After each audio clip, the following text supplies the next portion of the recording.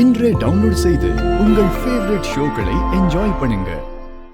பூமி, இனி என் வாழ்க்கையே இல்லைங்கிற நேரத்தில் திரும்ப நீங்க 2 பேரும் சேர்ந்து எனக்கு உயிர் கொடுத்துருக்கீங்க. நான் எப்படி தப்பிச்சோமா? அது சரி, என்னை பத்தி உங்களுக்கு எப்படி தெரிஞ்சது? அங்க மர வெட்ட வந்தவருக்கு தான் நன்றி சொல்லணும் மாமா. அவர் ஏழையா இருந்தாலும் ரொம்ப பெருந்தன்மையானவர்.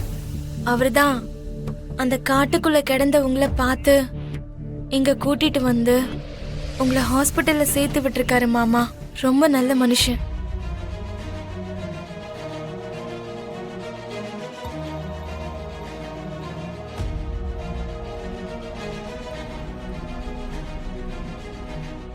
ஆமா, நீங்க எதுக்காக அந்த காட்டுக்குள்ள போனீங்க? நான் வேணும்னு தான் அங்க போனேம்மா.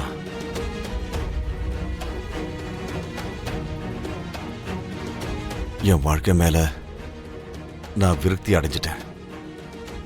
அந்த அபூர்வா இருக்கிற வரைக்கும் நம்ம குடும்பத்துல யாராலையும் நிம்மதியா இருக்க முடியாதுன்னு எனக்கு புரிஞ்சிடுச்சுமா. என் தங்கச்சி சோபா சந்திராவை நான் தான் கொலை பண்ணன்ற கேஸ்ல என்னை மாட்டி விட்டு எனக்கு தண்டனை கிடைக்கிற மாதிரி பண்ணுவான்னு எனக்கு தெரிஞ்சு போச்சு.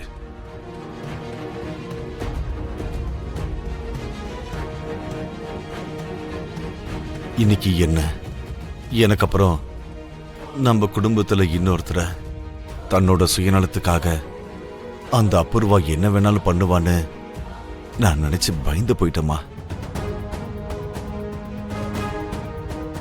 அதனாலதான் கோர்ட்ல இருந்து பெயில நான் வெளியே வந்ததும் அந்த அபூர்வாவை கொலை பண்ணிடலான்னு நான் அந்த காட்டுக்கு வான்னு ஃபோன் பண்ணி வர சொன்னேன்.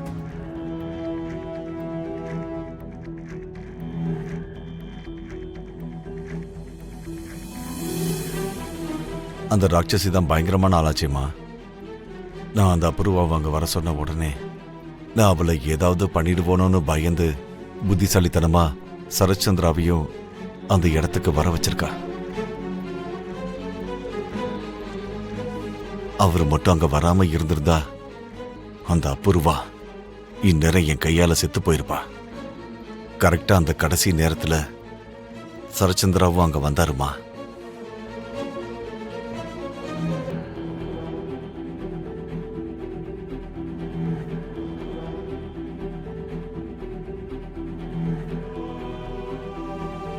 அது இருக்கட்டும் மாமா, உங்களை சுட்டது யாரு?